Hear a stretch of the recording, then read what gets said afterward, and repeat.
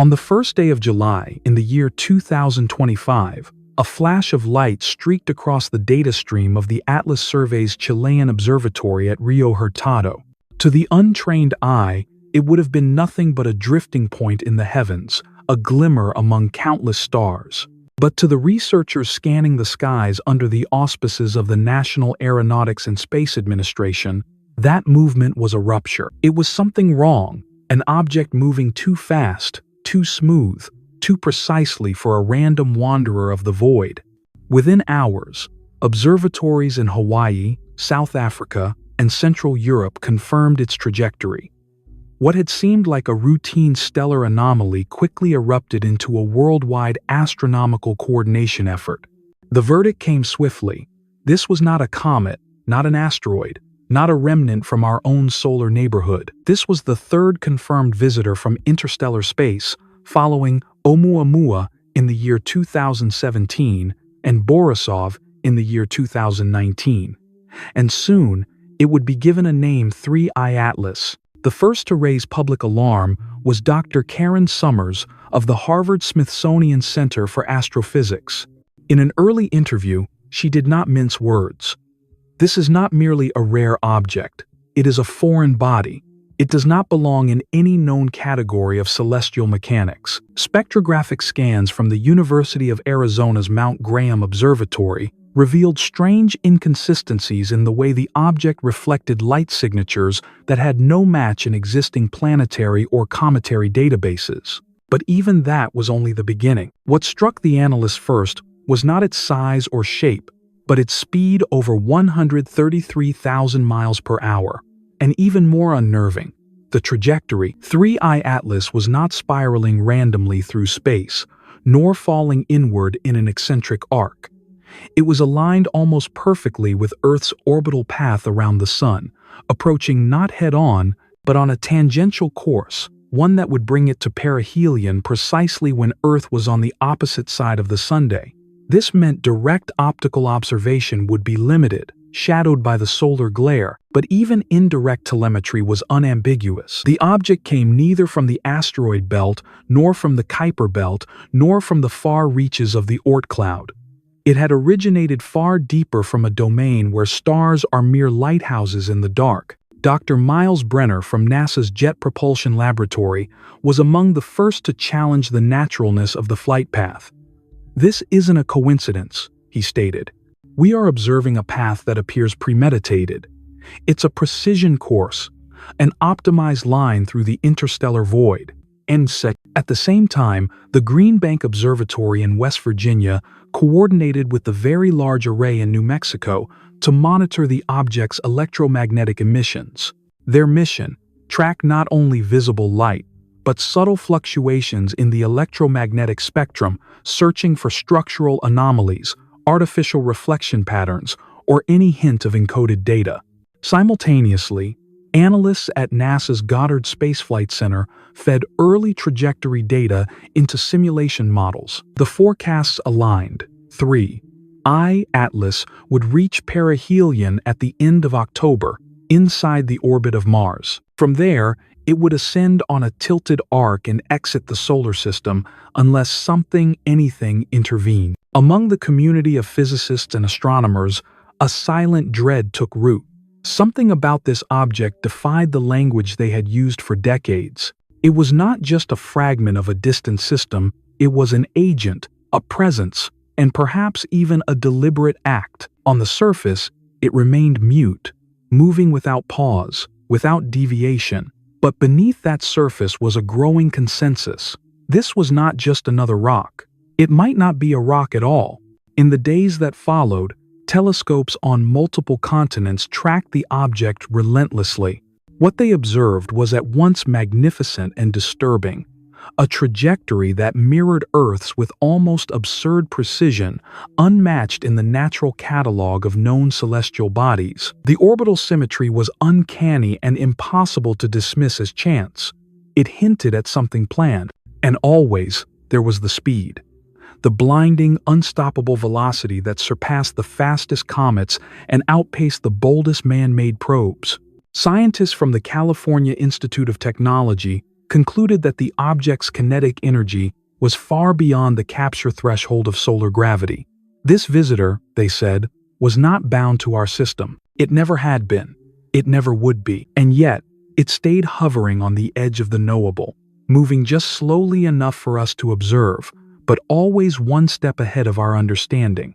Even at speeds exceeding 133,000 miles per hour, 3I Atlas displayed no signs of chaotic tumbling, no drift, no irregular torque. Its motion was steady, deliberate, calculated more like a vessel than a rock. As it moved deeper into the solar system, its flight path continued to mirror Earth's orbit, maintaining a tangential course that felt eerily aware. The James Webb Space Telescope, operated in cooperation with the National Aeronautics and Space Administration, the European Space Agency, and the Canadian Space Agency, turned its gaze toward the intruder. What it found was not natural. Infrared thermography revealed a heat signature that was intentionally distributed, a pattern not explained by solar radiation alone. One hemisphere of the object retained more heat than the other in a stable asymmetry, as if the surface were regulating temperature through a form of shielding or orientation control. Researchers at the Johns Hopkins University Applied Physics Laboratory proposed cautiously, such thermal balance, maintained at such speed, without spin-induced heating, could indicate active stabilization. A spacecraft, perhaps not in the human sense, but in the sense of something aware of its environment. There were no emissions, no jets of gas, no coma, no trailing dust. Unlike a comet, it left no fingerprints. Dr. Renata Ellison, a physicist at Princeton Plasma Physics Laboratory, noted, "Its thermal behavior cannot be explained by passive exposure. The object appears to align its body relative to the sun with a precision far beyond gravitational or momentum-based mechanisms." Meanwhile, the trajectory grew stranger. The object was not merely on a course through the solar system, it was heading inward on a track that would bring it into proximity with Venus, Mars, and Jupiter. It would not collide, not even approach Earth directly. Instead, it would reach perihelion, its closest point to the sun, exactly when Earth would be on the far side of the sun, hidden. This timing, this symmetry, was too sharp to ignore. Specialists at the SETI Institute referred to it as a maneuver suggestive of timing, not chance. Audrey. Though the object posed no physical threat, the mathematical alignment of its flight, rotation, and temperature suggested a system that understood its surroundings. There was no chaos, no randomness. It was as if it had a mission, or at least a purpose. The term anomaly began to circulate in internal documents, reports, and emergency protocols. No natural celestial object had behaved in such a way. And so, what started as a detection became a diagnosis. This was not a visitor. It was a controlled passage. At the Massachusetts Institute of Technology's Lincoln Laboratory, reflected wave patterns were examined for internal echo signatures. The results were provocative. Certain frequencies returned with repeating spikes, cycling in periodic intervals. While no structural scan could be conclusive, the echoes resembled cavities or modular sections, as if the object were compartmentalized. And then came the simulations. Using resonance modeling, researchers attempted to recreate the internal structure based on those periodic returns. Some models began to suggest non-natural internal symmetry, not rough, uneven rock formations, but structured hollows. At the Lawrence Livermore National Laboratory, where cross-disciplinary teams had begun a special task force, a working group proposed the unthinkable. What if 3I Atlas was not only interstellar, but also engineered? What if it could maneuver with intent and observe with purpose? The object itself gave no answers. It simply continued its journey, silent and fast, yet perfectly aligned just outside our reach, but never beyond sight. It was, perhaps, watching. 3I Atlas quickly drew comparisons to its two enigmatic predecessors, ʻOumuamua, detected in the year 2017, and Borisov, discovered in the year 2019. But it did not take long for scientists to realize that this object was not merely a continuation of a pattern, it was a divergence.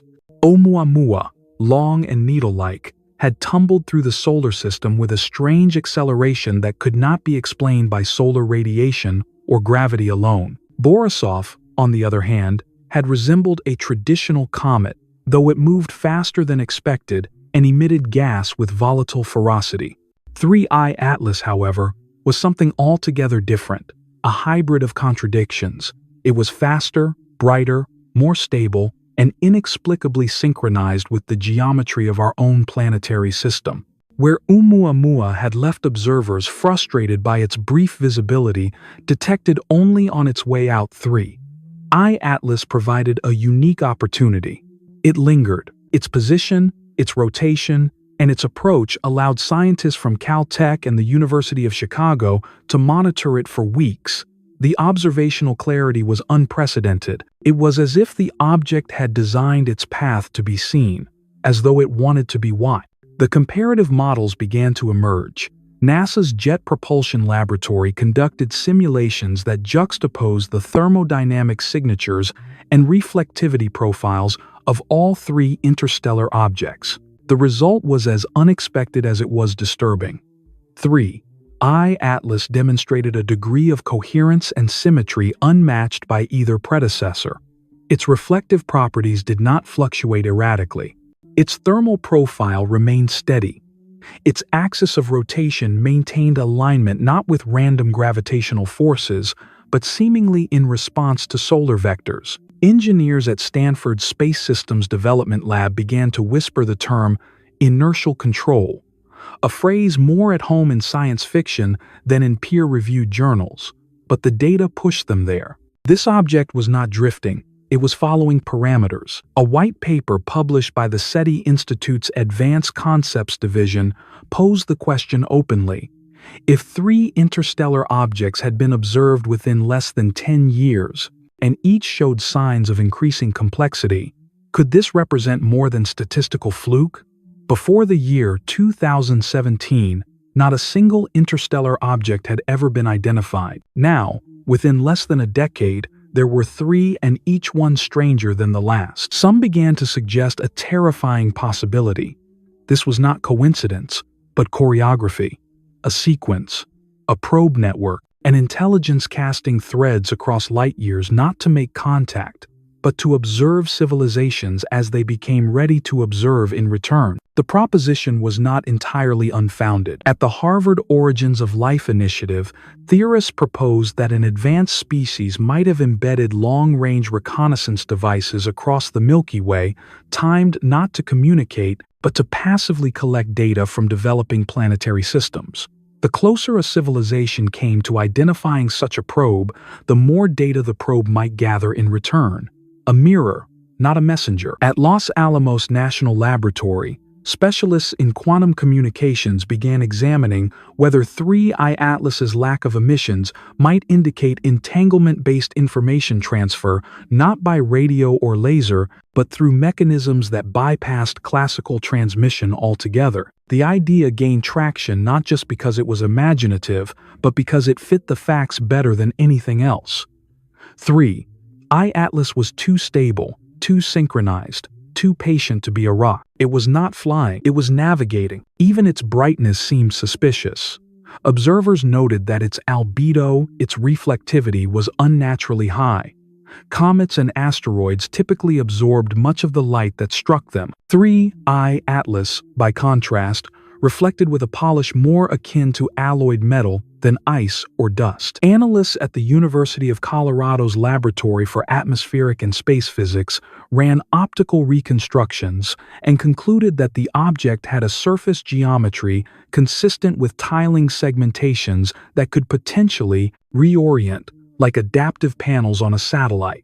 The implications were unavoidable. This was not just a third interstellar visitor. It was the most complex object humanity had ever seen beyond Earth. It resembled a probe. It functioned like a machine. It navigated like a scout.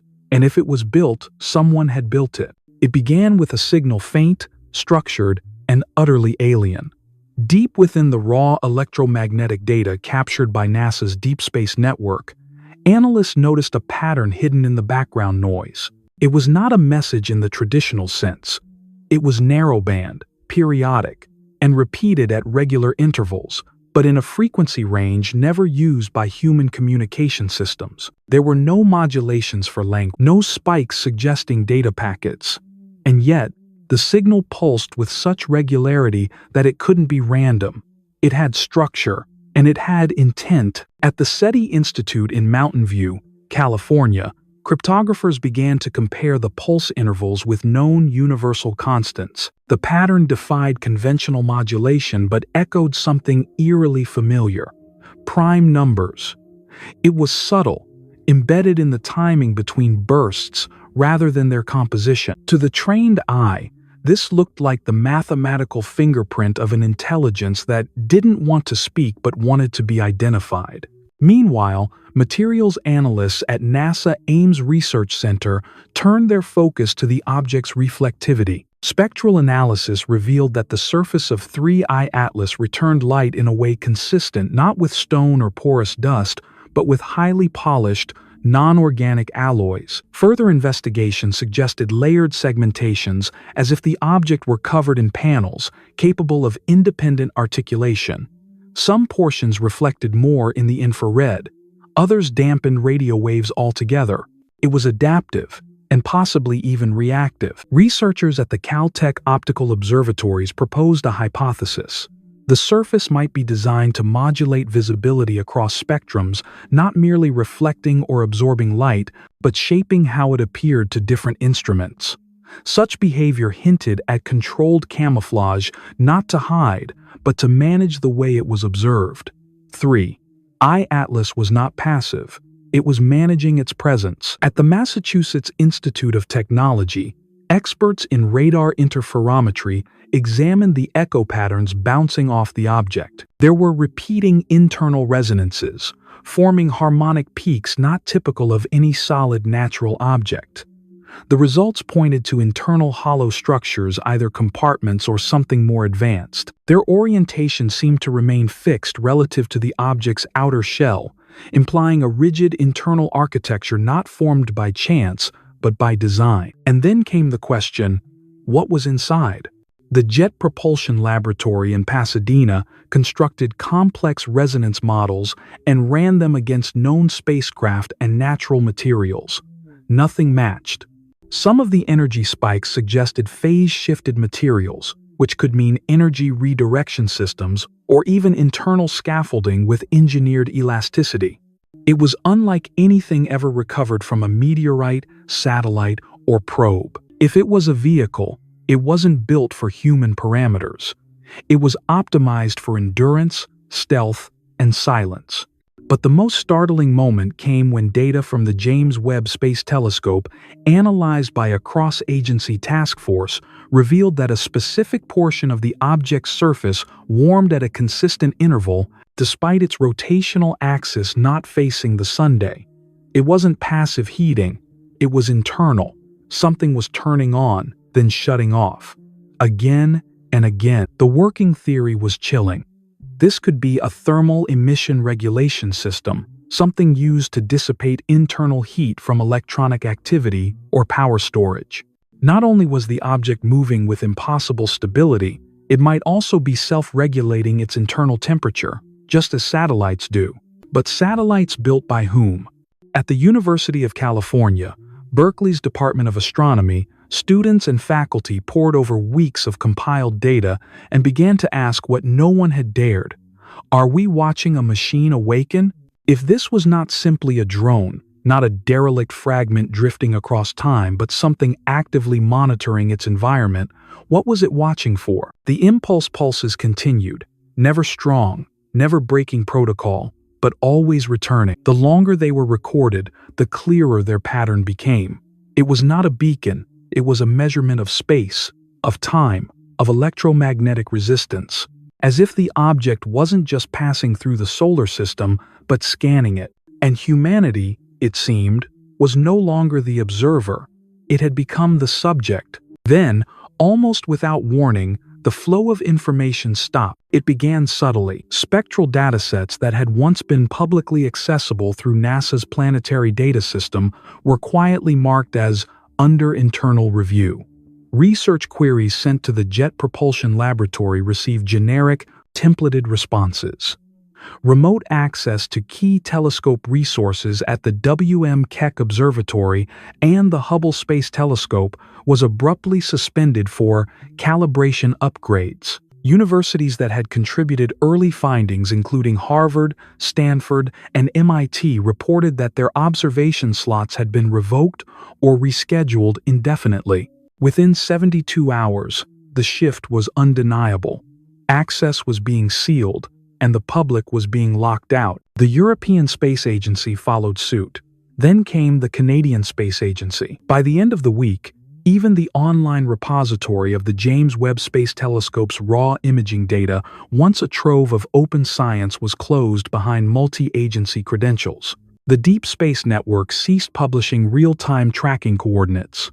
Inquiries sent by science journalists to NASA, SETI, and the Department of Defense were met with silence or highly redacted statements. At the New York Times Science Desk, senior journalist Ava Moreno filed a Freedom of Information Act request. The reply came with nearly every paragraph blacked out. The only words legible were national security relevance, ongoing. A cold tension gripped the scientific community. Dr. Nora Kaplan of Columbia University's Department of Astrophysics broke ranks during a live-streamed panel, calling the data suppression a betrayal of the International Scientific Charter. Her voice trembled not out of fear, but fury. "We are not being protected," she said. "We are being excluded." And panic rippled beneath the surface. At the University of Chicago, a closed-door emergency symposium of physicists, ethicists, and legal experts was convened. The premise: if 3I Atlas was a machine, if it was observing, recording, or worse, who had the right to decide what came next? On social media, hashtags like #AtlasLockdown, #WhatAreTheyHiding, and #SilentVisitor exploded. Popular science influencers began to speculate about secret extraterrestrial contact, rogue artificial intelligence, or hidden military operations. The conversation spun out of control, fueled by fear, wonder, and paranoia. But inside the walls of America's research institutions, a different conversation was unfolding, one of frustration, disbelief, and quiet rebellion. At NASA Goddard, several mid-level engineers began leaking anonymized telemetry to independent researchers. "You didn't hear this from me," one message read, but the thing changed course. No push, no emission, just changed. Accompanying the note was a snippet of trajectory data time-stamped and authentic. More troubling still was a report whispered through the corridors of the Department of Energy. A joint task force between Los Alamos and DARPA had allegedly identified harmonic oscillations in the object's proximity field, the kind that, in experimental models, were used to mask gravitational signatures. If true, it would mean the object was not only navigating, it was concealing how it navigated. Faced with growing pressure, the White House issued a single-sentence press release: "There is no cause for public concern at this time." And yet, concern was no longer optional. Scientists were being silenced, universities were being cut off, public access was being revoked, and the object 3I Atlas was still out there, drifting silently toward the sun, adjusting itself with impossible precision, without a word, without a signal, without explanation. What was once a discovery had become a secret, and secrets, the world knew, did not belong in the stars. While government agencies withdrew behind closed doors and scientific institutions fell under tightened protocols, a different current began to flow through the cultural bloodstream. 3I Atlas, in its silence and secrecy, began to take on a mythic weight not just as a physical object, but as a symbol. It was no longer simply a subject of astronomical study. It had become a presence, one that haunted thought, inspired creation, and fractured certainty. In New York City, the Museum of Modern Art curated an emergency exhibition titled The Visitor. Sculptors, painters, and installation artists responded to the object not with scientific diagrams, but with speculation, glass structures made of mirrored fragments, kinetic sculptures mimicking orbital patterns, sound installations that pulsed in sync with the leaked radio intervals. One exhibit simply featured a hollow steel sphere suspended in darkness, with the inscription etched across it, "What watches us?" At Harvard Divinity School, a colloquium brought together theologians, philosophers, and astrobiologists under the question, "What if we are not alone, and never were?" The discussions ranged from the writings of Teilhard de Chardin to quantum consciousness theories, but they kept returning to a singular point.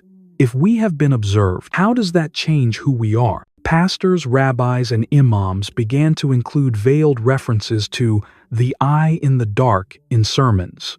A priest in Chicago described 3-Eye Atlas as the silent angel between the worlds. A Buddhist monk in San Francisco compared its passage to a finger tracing the veil between perception and enlightenment. On Reddit forums and TikTok timelines, these metaphors blossomed into a digital theology, speculative and surreal. In classrooms across the United States, teachers found themselves fielding questions that no curriculum had prepared them for. What is intelligence? What makes something alive? Are we just late to a conversation that began before history?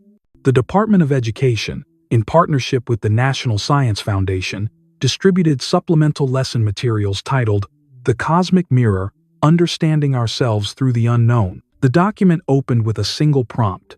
Imagine something saw you before you could see yourself. Literature responded with alarming speed. Within 6 weeks of the data blackout, a novella titled The Measure of the Watcher hit #1 on bestseller lists. Written by a previously unknown author, the story followed a child who begins receiving dreams from a star that never moves. It ends not with an answer, but with a single word whispered in the dark: remain. Streaming services commissioned documentaries, dramatizations, and speculative fiction. Some leaned on the extraterrestrial hypothesis, others on rogue AI, still others on metaphysical interpretation, but all shared one element: a sense of being watched, of presence, of something vast and unknowable choosing, for reasons of its own, to show itself just long enough to leave us different. Music followed. At Carnegie Hall, a symphony titled Trajectory debuted with movements based on the object's telemetry. At Coachella, an entire stage show featured mirrored drones and manipulated audio pulses derived from the signal data. Artists described feeling compelled, haunted, invaded by the silence. 3-Eye Atlas had become a muse without a face. At the Library of Congress, a new section of their national collection was designated Cultural Reactions to Deep Space Observations. In the preface to the archive, the chief curator wrote, "This is not about the object itself. This is about what the object has awakened in us, our myths, our fears, our stories." And so, across disciplines and communities, a quiet narrative emerged, one not dictated by scientists or state agencies, but by ordinary people. They gave the object names: the Watcher, the Mirror, the Silent Star. They wrote poems, lit candles, staged vigils. Some feared it, some worshipped it, but all of them, in their own way, felt it. 3-Eye Atlas had come to represent something more than alien possibility. It had become the edge of human meaning, the curve beyond which language failed and imagination took over. While culture grasped for metaphor, science was wrestling with mechanism. At the Massachusetts Institute of Technology, the questions turned from speculation to engineering. The object's stability, its course adjustments, its silence, all pointed to a technology beyond anything Earth had produced. Graduate researchers in aerospace dynamics began simulating propulsion methods that required no visible emissions, no fuel expulsion, and no mechanical appendages. What they found terrified them. Theoretically, such maneuvers could only be achieved by manipulating the medium itself, warping local spacetime. The concept had existed for decades in equations, whispered through the corridors of theoretical physics, inertial dampening, metric engineering, reactionless drives. But those ideas had always belonged to the distant realm of theoretical constructs. Now, students were watching simulations behave as if the impossible had become practical. Over at the Jet Propulsion Laboratory, engineers focused on the object's materials. Repeated high-frequency scans of its reflective behavior suggested that the outer shell was neither metal nor mineral, but a metamaterial, one capable of altering its physical properties at the subatomic level in response to environmental conditions. No known alloy or composite behaved this way under space radiation, plasma winds, and micrometeorite bombardment. In controlled experiments, the best approximations degraded within hours. 3I Atlas had endured for millennia. At Lawrence Livermore National Laboratory, a new working theory emerged. The object may not be built of materials at all, in the way humans define them. Instead, it may be a materialized field, a coherent structure of energy and quantum phase matter, capable of manifesting both rigidity and adaptation. It was, in their terms, a solid hologram, stabilized by physics, yet responsive like a machine. And what of the mind behind it? At the University of California, Berkeley, the Department of Cognitive Systems initiated a project called Observer 1. Their premise: if the object was autonomous, how did it make decisions? Their answer was chilling. Based on its behavior, it was not reacting to stimuli, it was anticipating them. Unlike human or machine learning systems trained through feedback loops, 3I Atlas seemed to predict and navigate based on systemic variables, gravitational gradients, radiation pressure, solar cycles, as though its cognition was built directly into its physical understanding of the universe. One student coined a term during a seminar: environmental cognitive matrix. The idea caught fire. Instead of artificial intelligence as humans knew it, 3I Atlas might be operating on embedded intelligence, a system where computation occurred not in microchips or neural nets, but through interaction with the laws of physics themselves. At the Los Alamos Quantum Lab, researchers tried to replicate this logic. They failed. Their best quantum simulators still needed defined boundaries. The object, by contrast, operated in ambiguity within chaotic systems without losing control. It did not merely process information. It participated in the environment as a thinking entity. And then came the magnetic anomaly. As the object passed near the magnetic influence of Mars, the University of Michigan's Space Plasma Division recorded a shift, a suppression of field turbulence in the surrounding area. Somehow, 3I Atlas created a corridor of calm, a magnetospheric bubble in which local fluctuations were dampened. The effect resembled magnetic shielding technologies, but on a planetary scale. It was a field of controlled stillness. To do this without expelling mass or generating visible radiation would require a manipulation of magnetic topology itself. The implication: the object could shape space without disrupting it, a silent navigator moving not against resistance, but in perfect cooperation with the medium of existence. Inspired by this, the Jet Propulsion Laboratory launched Project Veal, a prototype satellite intended to test whether similar environmental coupling could allow spacecraft to surf through gravitational and magnetic layers instead of pushing against them. The project was experimental, primitive, but its very existence proved something had changed. In labs and universities, the boundaries between disciplines began to dissolve. Physicists spoke like philosophers. Programmers coded with cosmology in mind. The object had torn a hole not just in the sky, but in the structure of modern thought. And all the while, 3I Atlas moved on, untouched, unreadable, undaunted.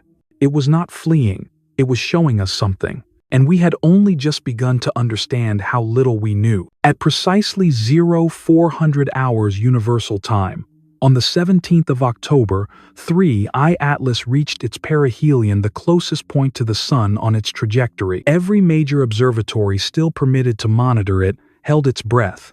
What followed, however, was not a routine gravitational slingshot. It was a maneuver, small, sharp, and deliberate. The object changed course. There was no visible thrust, no solar sail, no thermal bloom, and yet its path deviated by less than half a degree, enough to defy gravity's predictions, enough to redefine its exit vector. Trajectory models from the NASA Goddard Space Flight Center were thrown into disarray. The alteration was too clean, too efficient. Even the sun, with its overwhelming pull, seemed unable to command this object's path. Analysts at the Jet Propulsion Laboratory confirmed what many had feared. The maneuver was not gravitational. It was self-initiated acceleration. But by what? Neither solar radiation pressure nor any known propulsion method could explain it. There were no traces of ion ejection, no chemical exhaust, no measurable mass displacement. The object simply bent space around itself, as if folding along a seam no human had yet discovered. And then, just as it had arrived, it began to leave. The departure vector was steeper than its entry. It would not return. It would not linger. It had completed its arc through the inner solar system and now ascended along a trajectory that took it into the void, faster than any natural object of comparable size could ever achieve. No message was left behind. No signature.